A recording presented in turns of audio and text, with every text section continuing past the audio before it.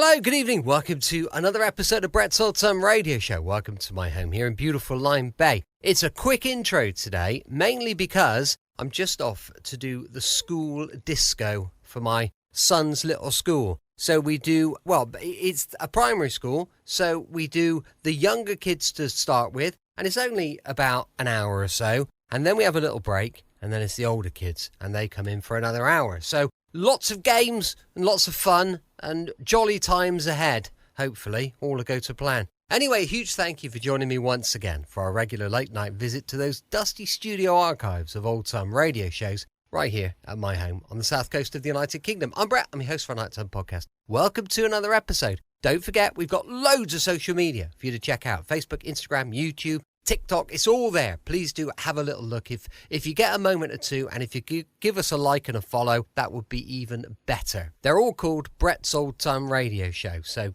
check it out. Also, we've got our new podcast, which is called Sunday Night Mystery. It's true crime podcast. Have a listen. I think you'll like it. If you've got any ideas on things we could do to make it even better, do drop us a line and let us know. Time now for another Egyptian adventure with Rocky Jordan. This one first broadcast on the 30th of April, 1950. It's called The Mystery of Carl Kleist. Now, Del Monte Foods brings you a world of adventure with Rocky Jordan.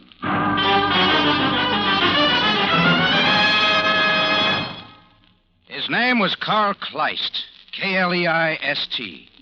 For the past 3 years, I'd see him around Cairo. I'd nod to him, he'd nod back. And that was the sum total of our relationship. 120 pounds of insignificant little guy. I thought. How wrong can you be? Carl Kleist turned out to be dynamite with a short fuse that figured to explode my face.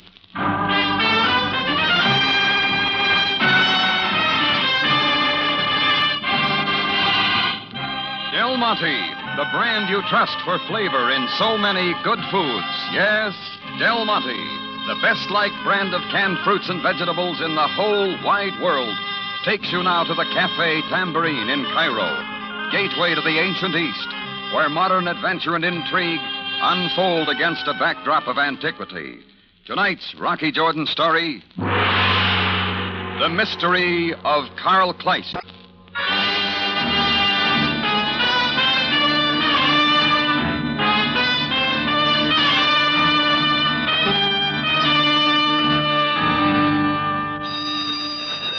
Started when the sound of the burglar alarm cut into the quiet night air.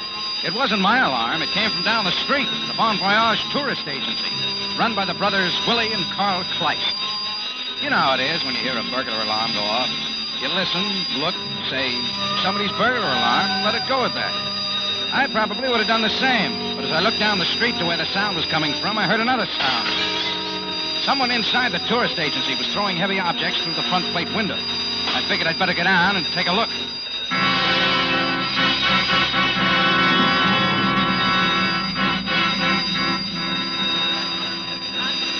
When I got there, a small crowd had already gathered.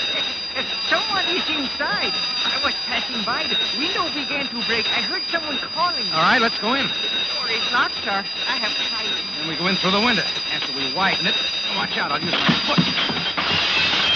Yeah, that'll do it. Come on. Please follow, sir. How may we stop the alarm, sir? Don't worry, I'll get it. This wire'll do it. Effendi, over here. I have found him. Look, sir. Willie Kleist. He has been knifed. So I see. Willie, it's Jordan, the tambourine, down the street. He is still alive.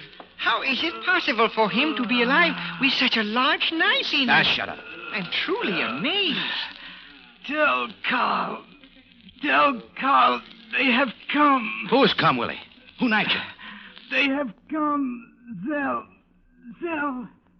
Del Carl to hide. Oh. Zell. What has happened, sir? Has he died? Yeah. I knew it would be so. He could not live with such a large knife in him. Now, you better stick around, Smiley. There are going to be some questions. I'll call the police.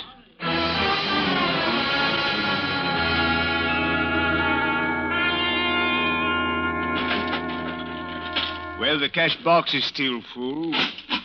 Obviously, robbery did not enter into the killing of Willie Kleist in the slightest. Oh, I didn't think so, Sam. Not after what Willie said. Yes, of course. Well, the killer was not seen by anyone, huh? Apparently, he left by the back door. Leaving Willie for dead. But Willie was still alive and threw some ashtrays through the window to attract attention. You know what I think, Sam? I think whoever did Willie in didn't come for Willie. Or at least didn't come for Willie alone. He came for Carl, too. Jordan, what do you know of his brother, Carl? Oh, not much. They ran this tourist agency together. Moved in a few years ago. They're Austrian. Carl's a little guy, quiet, always got a book under his arm. Seems completely lost in thought. Well, I will see if I can locate him. He undoubtedly will be able to shed a great deal of light on this affair. If you can find him. If he's still alive, I'll bet he's in hiding. From Zell? From Zell.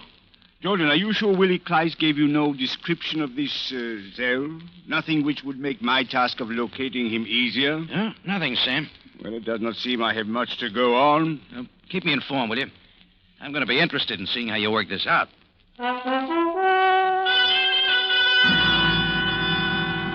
Sabaya went to work, and I went back to the tambourine, putting the affair of the murder of Willie Kleist in the back of my mind. But I didn't stay there long. The next day, about 3 in the afternoon, I had a visitor. Tall and thin, in her early 30s. You could tell she was a traveler, not a tourist. Mr. Jordan? Yes, I was wondering if I could speak to you for a moment. you can. My name is Ilse Altman. I travel for the Continental Hotel chain. I happen to be in Cairo on my way to Algiers. And I read in the paper this morning of the death of Willie Kleist. I see. The paper said that you were the one who discovered the... Well, anyway, that is why I am here. This is the Willie Kleist who has a brother named Charles. Yes, Carl? Miss Altman. Carl, that's the one. I see. Well, Mr. Jordan, can you tell me where I might find this Carl? I'm sorry, I don't know. The police are looking for him, too. Captain Zabaya, the paper said. He is in charge. Yes, you might go see him. If anyone would know where Carl Kleist is, if he isn't dead, Sabaya would. Is there a possibility Carl, too, might be dead? You should know anything's possible. Why are you so interested in Carl? A personal matter. It always is. You know him well? I did know him well. At one time, we were going to be married. Oh, I see. Now, our plans were changed, as plans like these often are. I would like to see him again, however. Tell me something, Miss Altman. Did you ever hear Carl mention anyone named Zell? Z-E-L-L? Anyone? No, I do not believe so. Are you sure? Well, it is hard to be sure. After all, I have not seen Carl in some time, and I do not remember everything he said to me. You better go see Captain Sabaya. You can probably help each other. I'll phone him and tell him you're on your way. I gave her the address of Central Police Headquarters and walked her to the front door. She thanked me and was on her way, walking south from the tambourine. That's when I noticed the guy in the white linen suit. He was tailing Ilse Altman, and it didn't look right. On the corner, she caught a cab, and Big Boy went for a cab of his own. I went for him and got there just as he was opening the back door. I stepped in close to keep him from moving into the cab. Hey, you got a match, mister? What? A match. I need a light. Get out of the way. It's not fair tailing Ilse Altman. She may already have a boyfriend. Or do you work for Zell? I said get out of the way. His big hand reached up and grabbed me by the coat. I started to swing, but I was pressed up close to the cab and couldn't get up much power. Besides, he was faster, and a hairy right caught me in the face. It had a lot of steam and shook me up. Before I could recover, he grabbed my shoulders and threw me to the sidewalk. Taxi. Follow that cab. Hurry. By the time I picked myself up, Gorilla and his cab were off in a cloud of carbon monoxide in hot pursuit of Ilse Altman. But I wasn't unhappy. I figured I'd slowed him up long enough for her to get away.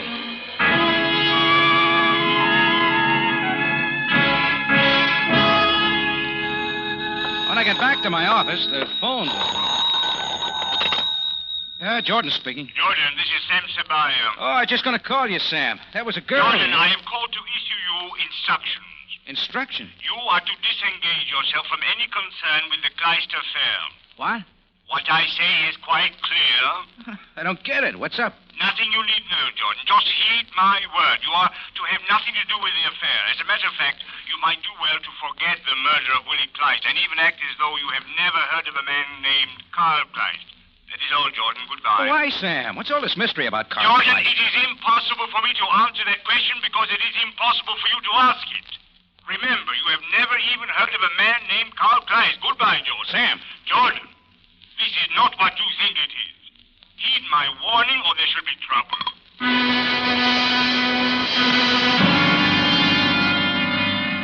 Well, it had turned into something important. That was easy to see. I mulled it over for a while, thinking about Ilse Altman, the big guy tagging her, but most of all about Zell and who he was. The next day, I fell a little deeper into the Carl Kleist case. I was walking down the Sharia El Mumar on my way to the barber when I heard a voice. Jordan B. It was Yusef, an Egyptian shoeshine boy who worked the streets around the tambourine. A little guy who seemed to know as much about people as the secret police. I have seen him, Jordan B. I have seen him. Who have you seen? The man you are looking for. Who, Zell? No, the other one, Carl Kleist. I know where he is. Come, Jordan B., come. And with that, he turned and bolted down the street.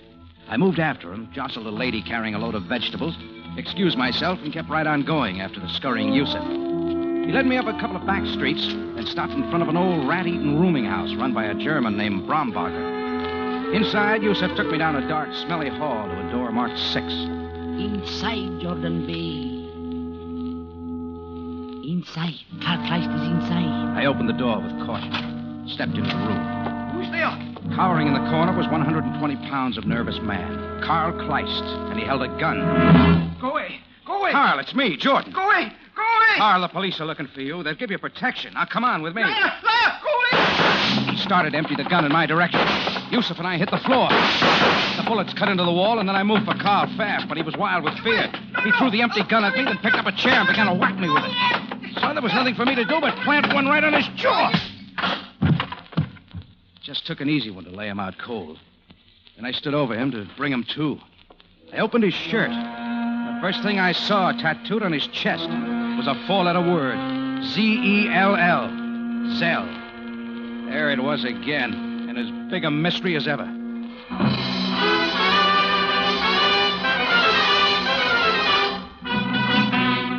Del Monte Foods is presenting tonight's adventure with Rocky Jordan.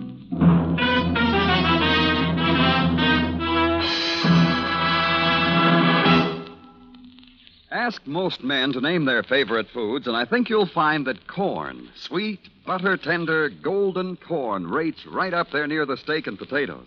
And if you want to give the men at your house corn just exactly the way they think it should be, give them Del Monte golden whole kernel corn for sure. Yes, Larry, it makes a lot of difference which brand of corn you buy. It's a product you can really compare and tell the difference. So many women are finding Del Monte corn outstanding on every count. It's wonderfully sweet, with a high natural sugar content that's grown right in. Yet it's rich in hearty summer flavor, too. Not only that, but it's remarkably tender. Those plump, milky Del Monte corn kernels are so very thin-skinned, they all but melt in your mouth. You'll agree you've hit a new high in corn enjoyment the day you try Del Monte corn. I appreciate its dependable quality, too. But then I guess everybody knows you can't beat any Del Monte product for that. Why not enjoy delicious Del Monte vacuum-packed golden whole kernel corn tomorrow? Remember, it's thrifty, too.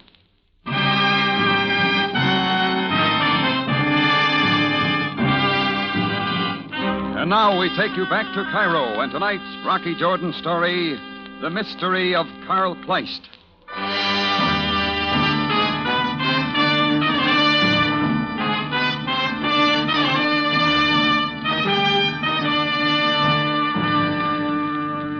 It had all started with the murder of Willie Kleist and the disappearance of his terror-stricken brother, Carl. Mixed in someplace were Carl's former fiancée, Ilse Altman, and a big guy in a white linen suit. Then a little shoeshine boy found Carl Kleist and led me to him. In the scuffle that followed, Carl got laid out, and when I opened his shirt, the tattooing on his chest said Zell, the same word Willie had uttered just before he died. Zell, whoever he was the crux to the entire mystery. Well, I sent Yusef to find a phone to call Sam and bent over Carl to bring him to. That's when Brombacher, the German who ran the rooming house, stepped into the room. What is happening? I heard shooting. Oh, what is the matter with Carl? Nothing. Some cold water won't fix. Here, help me get him on the bed. Huh? Yeah. Sure. Here, on the bed now. I guess I tapped him a little harder than I realized. The water now, huh? What is this on Carl's chest? Zell? Does it mean anything to you? Huh. Peculiar anyone should tattoo such a thing on a chest. I get the button now. Hey, just a minute. Who is Zell? Oh, Zell is not somebody. Huh? Zell is a place. Lake Zell. Zell is a lake in Austria. I've been there once or twice. Now I get the button. So it wasn't a who, it was a what. Zell wasn't a person, but a place. Lake Zell. But even that didn't mean anything to me. Why should a place be so important? Why should its mention be feared? Why should it be one of the last words Willie Kleist uttered? While Bromberger poured some water and then proceeded to bring Carl to, these questions ran through my mind. Well, maybe Sabaya would have the answer. He'd be there soon enough. But as it turned out, somebody beat him to it. Well, Mr. Jordan, you were not able to help me before, but you certainly have helped me now. Ilse Altman, and she held a .32. Standing alongside of her were two friends, a couple of muscular white-turbaned Bedouin tribesmen with knives in their belts. Mr. Bromberger, I suggest you turn around and face the wall and remain that way until we leave. It will be safer for you. Yeah, I do that. Humar, you might do well to stand by Mr. Bromberger with the knife to the neck so he does not call out. As you wish, madame. Looks like I made a mistake, Miss Altman. You're on the wrong side. Yes, Mr. Jordan, you did. But don't feel too badly about it. We all make mistakes one time or another. Carl, are you all right? Yes, I am all right. Oh, that is fine, Carl. You appear to be somewhat shaken. Did Mr. Jordan injure you when he hit you? I am all right. Then, shall we go? She said she was once your fiancée, Carl. You pick rough women. No, she was not my fiancée. Yeah.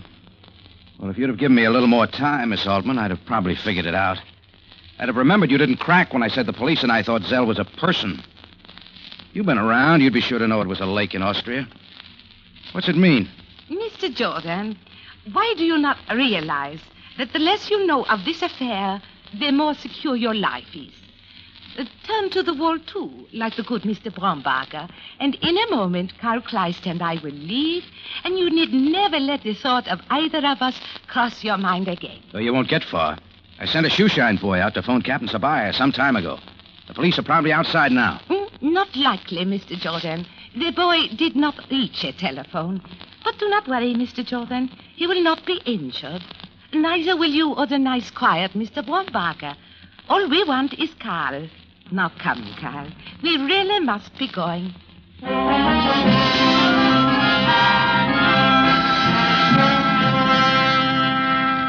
Jordan, I told you distinctly upon the telephone that you were to disengage yourself completely from the Kleist affair. Sam, I'm telling you, I didn't have any choice. When Joseph told you he knew where Carl Kleist was, you should not have gone with him. You should have come instead to me. There wasn't time. Yusuf was off like a streak. I had all I could do to follow him, let alone get in touch with you. Oh, well, yes. I suppose you had no other course. You will have to excuse my manner. It is that I am quite upset about the fact that Miss Altman now has Carl. What's it all about, Sam? What's the big mystery? What's this Zell business? The Zell business. Come with me into the other room, Jordan. There's someone there I think you might as well now meet. Mr. White Linen Suit? Yes, Mr. White Linen Suit. Jordan, this is Mr. Frank Sunday of the American Federal Bureau of Investigation. Oh. Looks like I got in the way of the wrong person. Yes, I'm afraid you did, Mr. Jordan. I guess it's my day for making mistakes. I'm sorry. Well, that's nice, but it's not enough. You sure fouled the works. Because of you, Ilse Altman escaped me. She's a smart woman, Jordan, and a vicious one. She had Willie Kleist killed, and it's a good bet she'll do the same to Carl. Why? Why? Because of Lake Zell in Austria and what it means. Sit down, Jordan. You might as well know. Story goes like this. In early 1945, when Allied troops were surging into Germany, there was a group of German scientists and aeronautical engineers working in a hideaway in the Bavarian Alps. They were at work on a project called Insion, a highly secretive and a highly important project. Insion was a pilotless plane that could rise 40,000 feet a minute. It carried a 1,000-pound warhead, which exploded on contact. An extremely advanced type weapon. Oh, I'm still listening. 20 such planes were constructed, but by then it was quite apparent to the Germans that the war was lost. And a special courier arrived at the Bavarian hideaway with orders from Hitler. The Enzians were to be destroyed. All the blueprints of the project, plus all information of an advanced nature, were to be put into airtight steel cases and dropped into the waters of Lake Zell in Austria. And so the story goes, Jordan. If it is true, we must know the information of an advanced nature inside those cases. And Carl Kleist can tell. Yes. He was one of the high-ranking aeronautical engineers working on the projects. His identification was that tattoo on his chest. Well, that clears up a lot of things. Ilsa Altman's still fighting the last war. Or the next one, Jordan. She and whoever she's working for. They don't want us to get Carl Kleist because of what he might tell. Now she has him. Can we get him back before he's killed, Jordan? It sounded like an invitation to help. But whether it was or not didn't matter. They were going to get my help anyway. I'd played it like a first-class sucker. I didn't like the taste it left in my mouth. Sabaya got out a call, of course, and his men started looking for Ilsa Altman and her Bedouins. I left headquarters and began to tap some sources of my own. Camel drivers who knew the desert trails and the desert hideaways. Had any of them seen an encampment of Bedouins with a European lady? Most of them hadn't. But a wizened old character named Sherlock had seen some Bedouins. Not one encampment, but 3. At any of these encampments had he seen the European woman? No. So Sherlock and I rented a jeep and went out to look over the 3 encampments. Number 1, 7 or 8 kilometers beyond the Bulak Bridge, turned out to be a dud. So did number 2, some old ruins of Ramesses II or III. Number 3 was a deserted oasis at the bottom of a valley. Oh, we had better stop upon the rise here, Effendi, so we will not be seen. Oh, yeah, okay. There below is the encampment. 1, 2, 3 horses. One of them must have 4 ply. What, Effendi? 4 ply, Sherlock. Those are tire tracks down there going into that growth. Yes, so they are, Effendi. Well, this could be it. I'm going down and find out. Sherlock, there's a big date farm a couple of kilometers back. Drive down and phone Sabaya. Tell him where I am. And tell him I'd like to see him very much with a half a dozen or so of his best men. Just in case. Well, I moved carefully through the sand, keeping in the shadows of the dunes. It was slow going. Sand was loose, and I didn't want to start a slide for fear one of the Bedouins would see it and wonder about the movement. Slowly, I inched my way closer. The object being to get near enough to the encampment to get a look at the faces of the Bedouins sitting cross-legged outside of a tent. It was Humar's face, the face of Ilsa Altman's number 1 boy I wanted to see. Then I'd know and would beat it back up the rise and wait for Sam. Oh, and I saw it all right. He was one of the 3 men sitting there. But as I saw him, he saw me. He yelled at his men. I turned and ran up the rise, but it was rough going, my feet sinking ankle deep in the sand. They had it much easier. Humar and his men came after me on horses. I kept on going, but they got closer. In a moment, they were on me. Humar leaned down from the saddle, raised a heavy fist, and threw it with all his might into the back of my neck.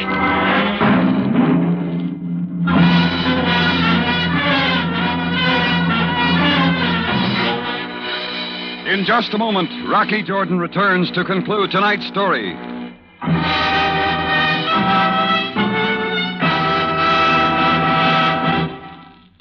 If you'd like to make your salads, first courses, or desserts as bright and colorful as a May basket of spring flowers, you should get acquainted with Del Monte Fruit Cocktail. It's a regular bouquet of color and flavor in itself. I should say so, Larry. Del Monte Fruit Cocktail adds so much glamour to a meal. And it's easy, too. Yes, Del Monte Fruit Cocktail is good looking, good eating, and a real time and work saver besides. You get luscious peaches, mellow pears, and tart-sweet tropical pineapple, ready cut and mixed with juicy seedless grapes and scarlet cherry halves. Just think, you don't have to select the fruits, pare them, cut them, or do any of the work yourself. And why should you, when you can get such a sparkling fruit combination ready prepared and perfectly balanced for flavor?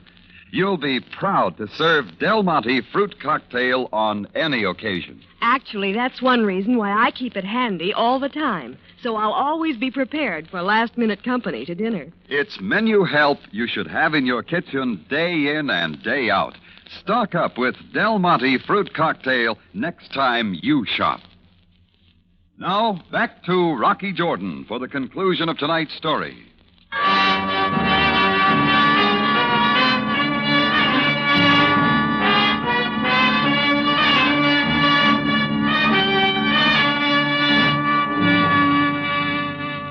I woke up sometime later inside the tent with a large-sized headache.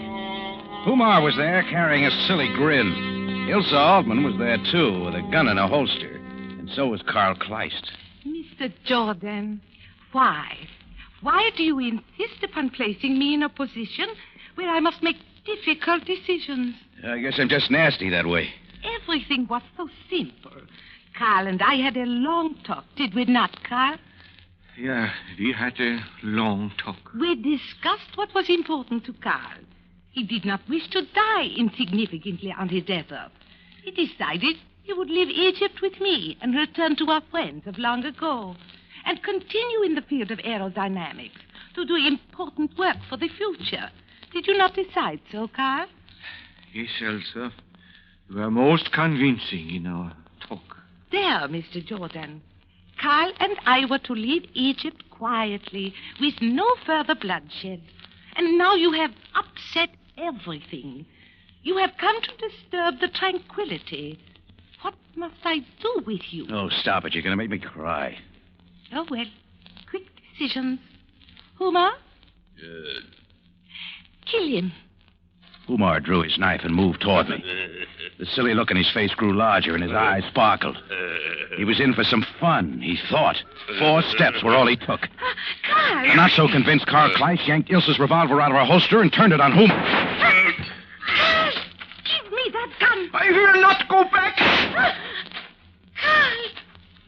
Why did you do that? Why?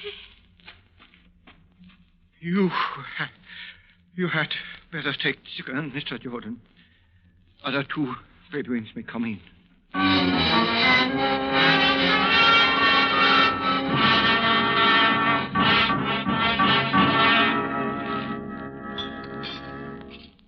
More coffee, Jordan? Oh, no thanks, Sam. I've had my fill. Well, I will have a little more. Well, the affair of Carl Kleist is at last at its end. Mr. Santi will take him to the United States in the morning. And Ilse and Umar made the morgue. Killed in a moment of desperation by a man who too long kept secret knowledge he should have told. Jordan, something has just struck me. What's that, Sam? Do you realize that we do not know the real ending of the Kleist affair? We do not know if the story of the steel cases at the bottom of Lake Zell is true or not. Oh, I guess we don't. I guess we won't. Well, I suppose we do not have to know everything. If the story is not true, if there's not information of an advanced nature of aeronautics at the bottom of Lake Zell, most of this has been for naught. And if there is? Then I'm quite sure your American government will be able to get it from Carl Kleist. And all of this has not been for naught. And you'd like to know which is true for sure. Oh, well, Jordan, you cannot blame me for being curious. What do you got there? A coin, Jordan. Observe. Heads, it is true. Tails, it is false. Heads or tails? Well, what could a coin tell? More coffee, Jordan? Heads or tails, Sam? Neither. It fell in a crack and is standing on its side.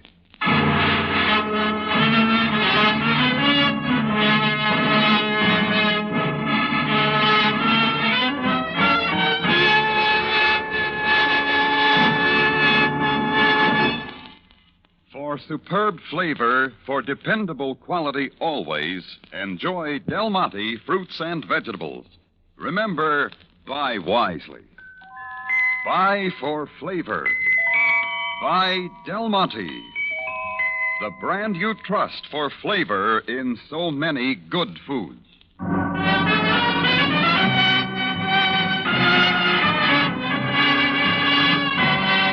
Rocky Jordan, written by Larry Roman and Gomer Cool, stars Jack Moyles in the title role with Jay Novello as Sam Sabayat, and is produced and directed by Cliff Howell, with original music composed and conducted by Richard Arunt. Remember, you have a date next week at the Cafe Tambourine, run by Rocky Jordan. Same time, same station. And the story is Horde of the Memlooks.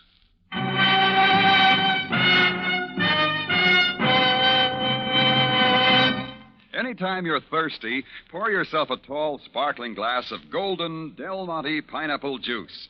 There's real refreshment for you, rich in the tropical, tart-sweet flavor of full, ripe pineapples. Make yours Del Monte pineapple juice next time.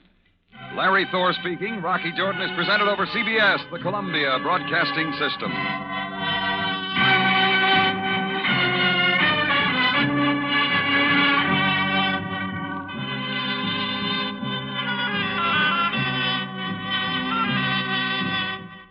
Welcome back. Hope you enjoyed our latest adventure with Rocky Jordan. And don't forget, we'll be back tomorrow with the Tales of the Texas Rangers, going live at 5 p.m. GMT. As I mentioned earlier, we've got a new podcast called Sunday Night Mystery. If you get a minute to check it out, I'd really appreciate it. Thanks for listening. I'll be with you 7 days a week, each and every week, and I'll see you tomorrow on Brett's Old Time Radio Show. Love you. Bye.